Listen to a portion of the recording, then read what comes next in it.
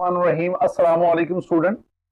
I am Wajid Ali Kambo, chemistry first year chapter 1 और आज का टॉपिक है एम्पिरिकल फार्मूला, मोलेकुलर फार्मूला, इन दोनों के दरमियान रिलेशन और steps involve in determination of empirical. आइए एम्पिरिकल फार्मूला से आगाज करते हैं। स्टूडेंट, एम्पिरिकल फार्मूला जो है इसके हम डेफिनेशन, फिर मॉलिक्यूलर फार्मूला की डेफिनेशन, फिर हम इनके एग्जांपल की तरफ आते हैं। एम्पिरिकल फार्मूला की definition. Empirical formula a chemical formula which shows simplest whole number ratio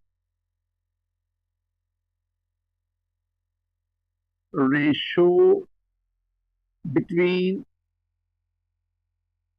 atoms of different elements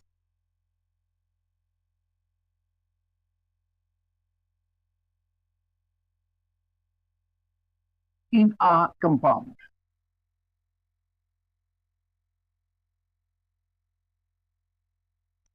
Empirical formula is a chemical formula. Chemical formulas, empirical formula, molecular formula, structural formula, skeletal formula, and many more. तो empirical formula is a chemical formula. ये हमें क्या बताता है? It shows simplest whole number ratio between atoms of different elements in a compound. Simplest mean वो बात जिसको हम आसानी से अंडरस्टैंड कर सकते, easy to understand. Whole number ratio, suppose C6H12O6, इसमें 3 एलिमेंट्स है, कार्बन, हाइड्रोजन, ऑक्सीजन। अब ना कार्बन के 6 एटम, हाइड्रोजन के 12 एटम, ऑक्सीजन के 6 एटम, तो एलिमेंट के एटम्स उनके दरमियान ये रेशियो है। रेशियो क्या है? 6, 12, 6। Student, this one is not a simple ratio. आप इस एटॉमिक रेशियो को सिंपल कर सकते हैं। 6 1 6, 6 2 12, 6 1 6। अब ये जो मैंने लिखा है ना 1 to 1, this one is the simplest ratio. साथ ये होल नंबर, जब आप लिखते हैं ना 1.4, this one is fractional number. जो पॉइंट के बाद कोई डिजिट आ जाए, नॉन जीरो डिजिट, हम उसे फ्रैक्शन कहते हैं। लेकिन अगर मैं लिखूं 1 2 4 10 30, these are the whole number. तो इंपिरिकल फॉर्मूला हमें क्या बताता है कि किसी भी कंपाउंड में जो एलिमेंट्स हैं, उन एलिमेंट्स के एटम्स के दरमियान सिंपलेस्ट होल नंबर रेशियो। हम बढ़ते हैं molecular formula. This one is also chemical formula. It shows the total number of atoms, it shows total number of atoms of different elements present in a molecule of a compound. अब यहां पे देखें, यहां पे पहली बात है कि आपको किसी भी कंपाउंड का मॉलिक्यूल लेना पड़ेगा और उस मॉलिक्यूल में डिफरेंट एलिमेंट्स के जो एटम्स हैं उनकी टोटल। सपोज मैं ना ग्लूकोज की बात करता हूं, ग्लूकोज का मोलेकुलर फार्मूला लेना है, ग्लूकोज का एक मॉलिक्यूल लें, ये मॉलिक्यूल है ग्लूकोज का C6H12O6। अब ये जो ग्लूकोज का एक मॉलिक्यूल है ना, ये हमें बता रहा है कि इसमें 3 एलिमेंट्स हैं, कार्बन, हाइड्रोजन, ऑक्सीजन, और हर एलिमेंट के एटम भी बता रहे हैं।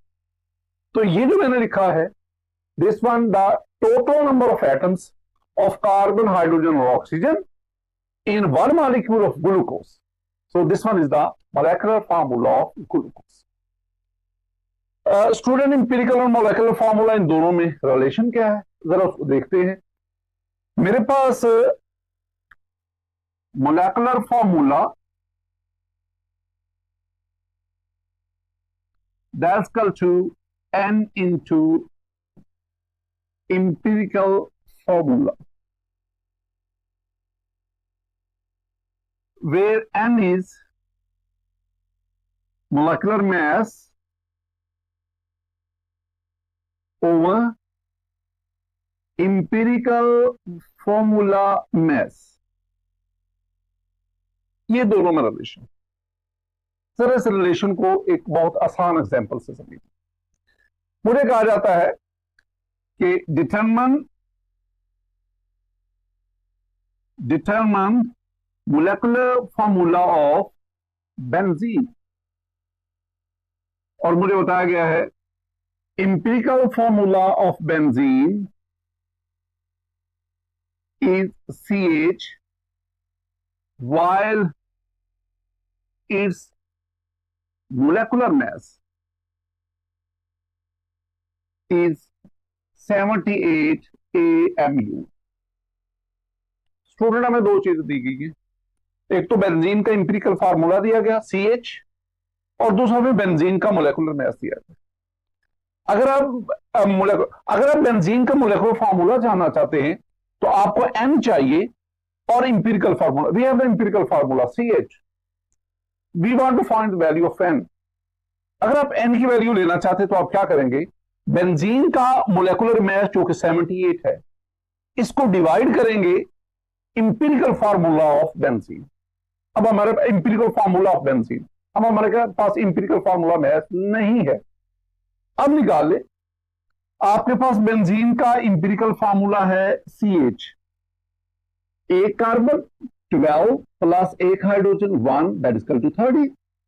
तो इसका मतलब है कि जो 13 है, this one is the empirical formula mass of benzene. तो आपके पास n की वैल्यू के लिए molecular mass that is 78 divided by empirical formula mass that is 13। आप इसको कट करेंगे तो आपके पास आंसर आएगा 6। For benzene the value of n is 6। n is an integral multiple, इसकी value 1 2 3 and so on. In case of benzene the value of n is 6। अब आप क्या करोगे, यही फॉर्मूला यूज करोगे। मेरे पास है molecular formula of benzene that is equal to the value of n is 6 multiply by empirical formula of benzene that is CH. So we have C6H6. This one is the molecular formula of benzene. तो student, अगर हमारे पास empirical formula हो और molecular mass हो तो हम किसी भी कंपाउंड का मोलेकुलर फार्मूला मालूम कर सकते हैं। This one is a relationship between empirical and molecular formula. इसी रिलेशनशिप को आपने ज़हन में रखना है, इसकी बुनियाद पर 3-4 न्यूमेरिकल टाइप आप क्वेश्चंस करें। अब आए इंपेरिकल और मोलेकुलर फार्मूला, इसके एग्जांपल्स की तरफ। तो आइए मैं आपको एक टेबल से इनके एग्जांपल समझाता हूं।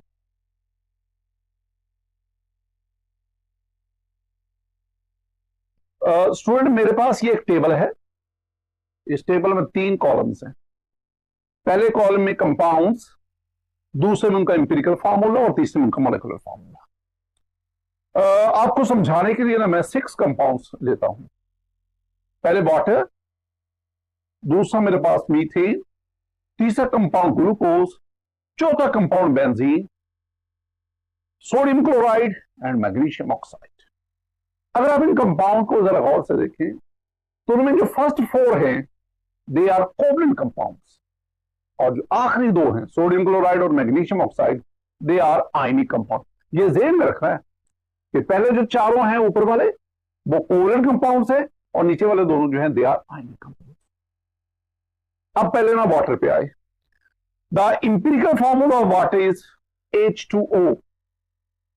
The molecular formula of water is also H2।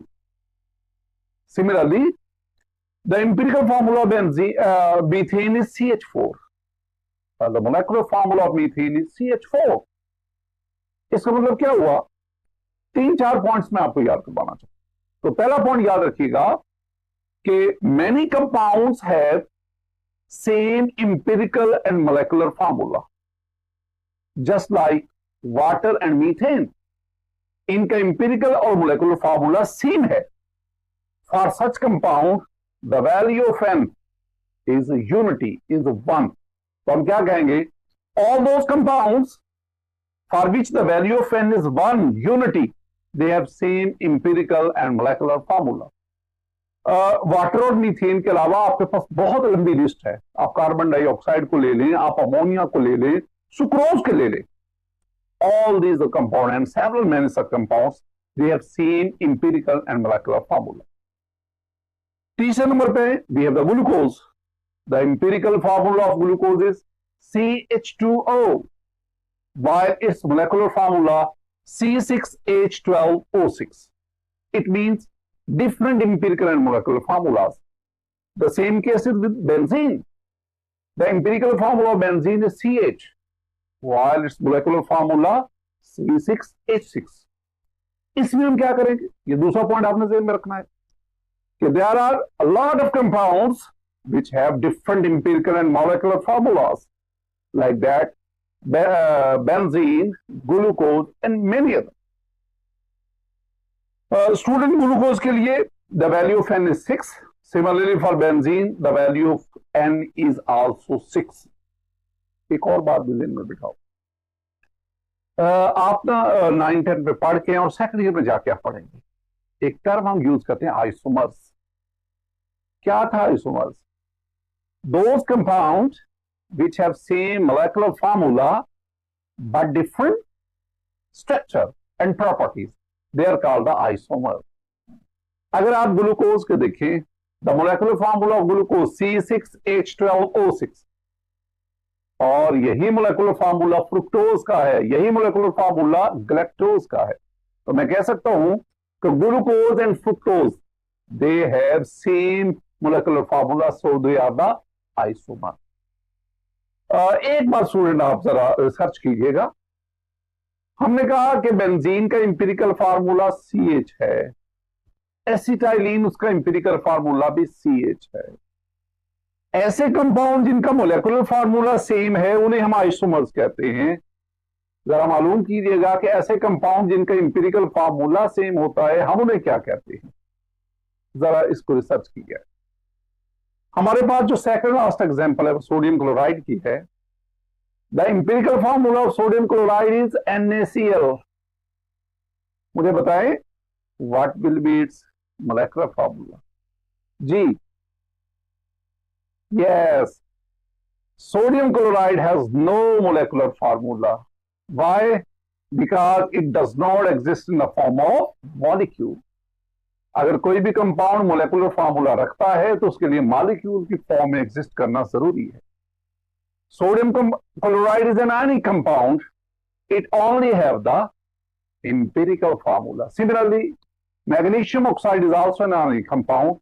Its empirical formula MgO. It has no molecular formula. आखिरी बात को आप किस तरह समराइज करेंगे? हम कहेंगे ionic compound only have the empirical formula. They do not have the molecular formula. But the covalent compound, the molecular compound, they have empirical formula as well as molecular formula. एक और exceptional case. What about silicon dioxide? SiO2, silicon dioxide. जरा इसको मैं आपको समझाता हूं. Student, मैंने आपसे कहा कि what about SiO2, silicon dioxide. Silicon dioxide is a covalent compound. It has a joint, it has a huge covalent structure. तो अब इसका ये जो SiO2 हो गया, whether this one is a molecular formula और इंपिरिकल फार्मूला, अगर ये कोवलेंट कंपाउंड है तो ये तो फिर इसका इंपिरिकल और मोलेकुलर फार्मूला दोनों ही से शो करना चाहिए, लेकिन ऐसा नहीं है. Silicon dioxide, calcium carbide, aluminium nitride, boron nitride and many other compounds, they are covalent compound. No doubt they are covalent compound, but they do not have molecular formula.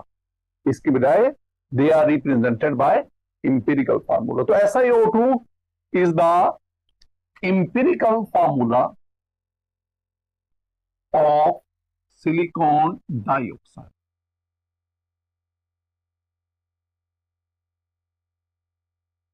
ये student कुछ points थे. आपने empirical molecular formula दोनों के examples के साथ साथ ये 5-6 पॉइंट्स इनको भी नोट किए। अब आते हम steps involve in determination of empirical formula. मैं इंपिरिकल फार्मूला जानना चाहता हूं, उसके लिए मुझे I have to follow 4 steps, one by one उनको याद करते हैं। The first step is determination of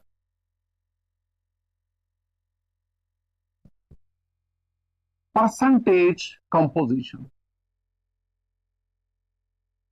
percentage composition, जिस कंपाउंड का आप इंपिरिकल फार्मूला जानना चाहते हैं, पहले उसकी परसेंटेज कंपोजिशन मालूम करें। परसेंटेज कंपोजिशन है क्या, इसको मालूम कैसे करते हैं। लास्ट लेक्चर में भी मैंने आपको समझाया कि परसेंटेज कंपोजिशन का मतलब होता है परसेंटेज कंपोजिशन। इसका मतलब है कि किसी भी कंपाउंड में जितने भी एलिमेंट्स हैं, हर एलिमेंट की परसेंटेज मालूम करना। मैं ग्लूकोज की बात करता हूं। ग्लूकोज की परसेंटेज कंपोजिशन से मुराद है कि ग्लूकोज में कौन कौन से एलिमेंट्स हैं। स्टूडेंट, ग्लूकोज में हमारे पास है कार्बन, हाइड्रोजन एंड ऑक्सीजन। तो आपने क्या करना है, आपने परसेंटेज ऑफ कार्बन मालूम करनी है, परसेंटेज ऑफ हाइड्रोजन मालूम करनी है एंड परसेंटेज ऑफ ऑक्सीजन। जब आप इन तीनों एलिमेंट्स की जो ग्लूकोज में मौजूद है परसेंटेज मालूम करते हैं, तो this is called percentage composition of glucose. अब कैसे मालूम करते हैं परसेंटेज कंपोजिशन? मैंने लास्ट लेक्चर में भी आपको समझाया कि 2 तरह से मालूम होता है, एक experimentally, second one theoretically. Student, experimentally we have lot of experiment to calculate, to determine the percentage composition. एक इसमें हम स्टडी भी करते हैं, combustion analysis. Similarly elemental analysis. इस तरह Dumas method, similarly Kjeldahl's method and various other techniques. ये वो एक्सपेरिमेंटल टेक्निक्स है जिसकी मदद से हम परसेंटेज कंपोजिशन, हमारे सिलेबस में कंबस्टन एनालिसिस है जिसको हम थॉरोली स्टडी करें। Theoretically we have a formula, percentage of element that is equal to mass of element in compound over molar mass multiply by 100। तो आप इस फार्मूला के तहत आप थ्योरेटिकली परसेंटेज ऑफ एलिमेंट मालूम कर सकते हैं। इस तरह कंपाउंड में मौजूद हर एलिमेंट की परसेंटेज मालूम करो, तो that is called the determination of percentage composition. The second point, दूसरा पॉइंट है मेरे पास, find the number of gram atoms. Student, gram atoms को मैं मोल कहता हूं ऑफ ईच एलिमेंट। आपने हर एलिमेंट के, जिनके आपने पहले परसेंटेज कंपोजिशन, हर एक एलिमेंट के नंबर ऑफ ग्राम एटम कह लो, मोल्स कह लो, इसको मालूम कर। ये कैसे मालूम हो? नंबर ऑफ ग्राम एटम्स या जिसे आप मोल्स कहते हैं, that is equal to percentage of element divided by atomic mass. Atomic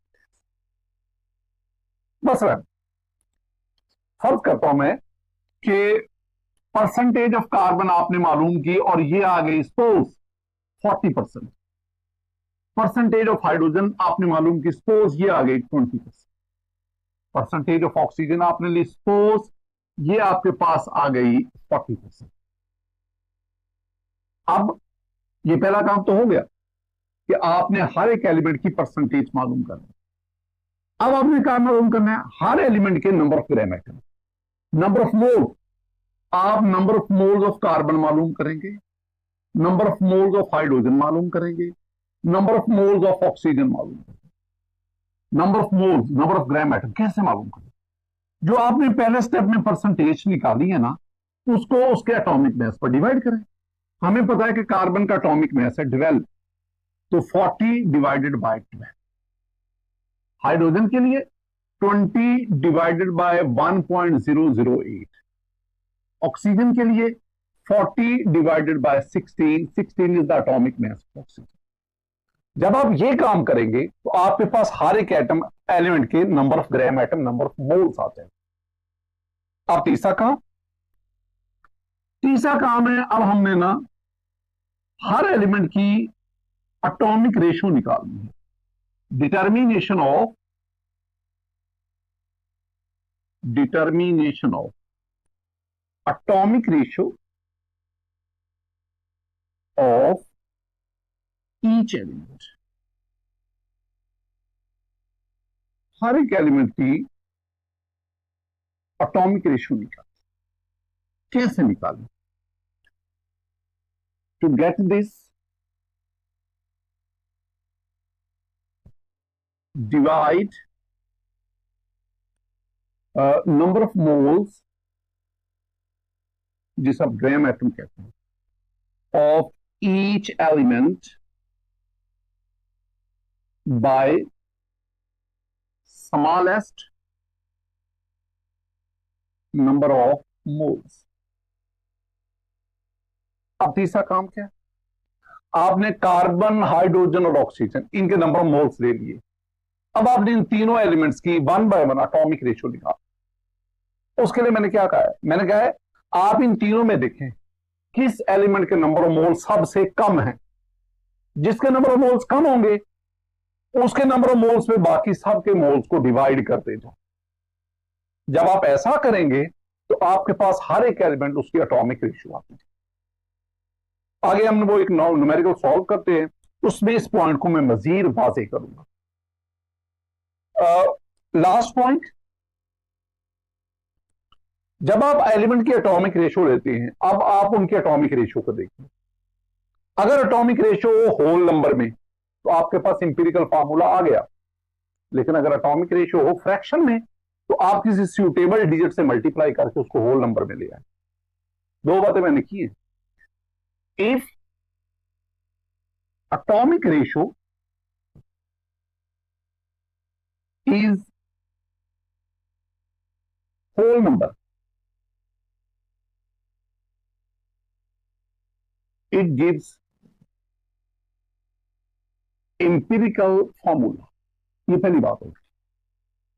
दूसरा पॉइंट, एटॉमिक रेशियो आपके पास कार्बन आ गई 3, हाइड्रोजन आ गई आपके पास 2, ऑक्सीजन आ गई 4। ये एटॉमिक रेशियो आ गई। सपोज कार्बन 3, हाइड्रोजन 2, ऑक्सीजन, ये एटॉमिक रेशियो आ गई। अब ये जो तीनों है नंबर, ये तीनों होल नंबर है, सिंपलेस्ट है, लिहाजा आप इनको इसके नीचे लिखे, ये आपके पास इंपीरिकल फार्मूला। लेकिन अगर तीनों में से कोई एक या दो या तीनों ही फ्रैक्शन में आ जाते हैं, यानी आपके पास आ गया 3 रेशियो 2.7 रेशियो 4। अब इस केस में ये कार्बन और ऑक्सीजन, इसके एटॉमिक रेशियो ये तो आगे होल नंबर में, लेकिन हाइड्रोजन की 0.7 2.7 फ्रैक्शन में। तो फिर आप क्या करेंगे? आप इन तीनों को किसी सूटेबल डिजिट से मल्टीप्लाई करें। वो सूटेबल डिजिट 2 भी हो सकता है, 3 भी हो सकता है, 4 भी हो सकता है। मल्टीप्लाई करके आप इन तीनों वैल्यूज को होल नंबर में लाएं। तो पहली बात, if the atomic ratio is whole number it gives the empirical formula. otherwise multiply with suitable digit to get whole number। तो स्टूडेंट, दीज आर 4 स्टेप्स। जब आप इन 4 स्टेप्स को फॉलो करेंगे you will get the empirical formula of a compound. आइए हम ना एक example से इन 4 पॉइंट्स को मजीद क्लियर करते हैं। मेरे पास एक न्यूमेरिकल टाइप क्वेश्चन है। इसकी स्टेटमेंट में जरा बोलता हूं, आप उसको गौर से देखिएगा। ethylene glycol is an automobile is used as automobile antifreeze. It contains carbon 38.7%, hydrogen 9.7%, and oxygen 51.6%. Its molecular mass is 61.9 gram per mole. Calculate its empirical formula. जरा आए, मैंने आपको बताया कि ethylene glycol is an automobile antifreeze. गाड़ियों के अंदर radiator में ये यूज होता है, और ये चैप्टर 9 में जाके हम पढ़ेंगे कि इस ऑटोमोबाइल एंटीफ्रीज इसका फंक्शन क्या है. ये ना सिर्फ उसके फ्रीजिंग पॉइंट को कम करता है बल्कि बॉइलिंग पॉइंट को भी इंक्रीज करता है.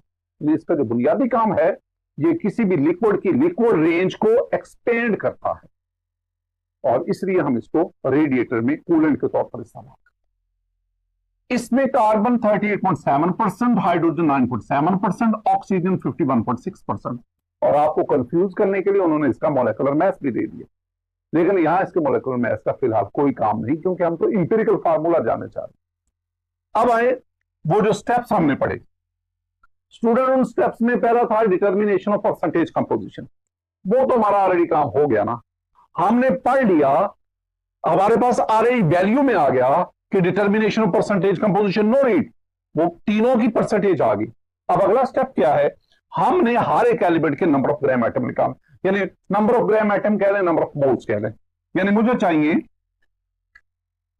Number of gram atoms of carbon. मैं जानना चाहता हूं number of gram atoms, student जिन्हें हम मोल्स कहते हैं, बार बार मैं कह रहा हूं, of hydrogen. Similarly number of gram atoms of oxygen. तीनों एलिमेंट के number of moles, number of gram atom कैसे निकालने हैं. आप ना उन एलिमेंट्स की जो परसेंटेज, उसको एटॉमिक मास पर, percentage of carbon 38.7 divided by 12, that is the atomic mass.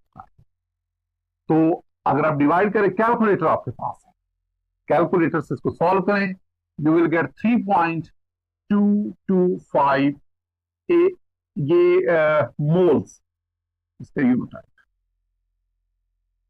अब हम हाइड्रोजन की तरफ आते हैं. हाइड्रोजन की परसेंटेज 9.7, और आपको हाइड्रोजन का एटॉमिक मास पता है 1.008. सॉल्व करेंगे, यू विल गेट 9.6. अब आ जाए ऑक्सीजन की तरफ. The percentage of oxygen 51.6 and the atomic mass of oxygen 16. The answer is 3.225 mole. Student, हमारे पास पहला स्टेप स्टेटमेंट में था, दूसरा निकाल लिया. अब आपने एटॉमिक रेशियो निकाला हर एक एलिमेंट की. तो मैं मालूम करूंगा atomic ratio of carbon, atomic ratio of hydrogen and atomic ratio of oxygen. अब एटॉमिक रेशियो कैसे लें. आप ना कार्बन के number of moles, number of gram atom ले लें, वो है 3.225. पहले हाइड्रोजन के हैं जी 9.6, ऑक्सीजन के 3.225. मैंने तीनों के न्यूमिनेटर में तीनों के नंबर ऑफ मोल्स लिख दिए. अब डिनोमिनेटर में क्या, किस पे डिवाइड करो. वो कहते हैं आप इन तीनों में से तीनों के नंबर ऑफ मोल्स देखिए, जिसके सबसे कम होंगे उस पर डिवाइड करो. तो सबसे कम तो इन दोनों के हैं 3.225, 3.225, 9.6 ज्यादा, तो आप 3.225 पे डिवाइड कर देंगे. तो आपके पास 3.225 divided by smallest number of moles, और वो यही 3.225. स्टूडेंट, आपके पास कार्बन के atomic ratio 1, for hydrogen 3, for oxygen 1. अब एटॉमिक रेशियो देखो 1, 3, 1. क्या ये होल नंबर में है, क्या ये फ्रैक्शन में है. This one is whole number atomic ratio. अगर होल नंबर में होगी, आप इसी एटॉमिक रेशियो को C1H3O1 बान ना भी लिखेंगे तो अंडरस्टूड है, लिखा हुआ है, तो आपके पास ये आएगा। This one is the empirical formula of ethylene glycol. अगर ये एटॉमिक रेशियो होल नंबर की बजाय फ्रैक्शन में होती तो फिर आप इसको किसी सूटेबल डिजिट से मल्टीप्लाई करते तीनों को और आप होल नंबर रेशियो। और स्टूडेंट, आज के लेक्चर में हमने इंपिरिकल फार्मूला, मोलेकुलर फार्मूला, उनके एग्जांपल्स, वहां पे हमने 4-5 पॉइंट्स याद करने की कोशिश की। वो बेसिक हैं, केमिस्ट्री में बेसिक पॉइंट्स हैं, कॉन्सेप्चुअल पॉइंट्स हैं। उसके बाद हमने steps involve in determination of empirical formula. बाद में हम न्यूमेरिकल की मदद से इन 4 स्टेप्स को हमने याद करने की, समझने की कोशिश। अल्लाह ताला आपका हामी और नासर हो। अस्सलामु अलैकुम व रहमतुल्लाह।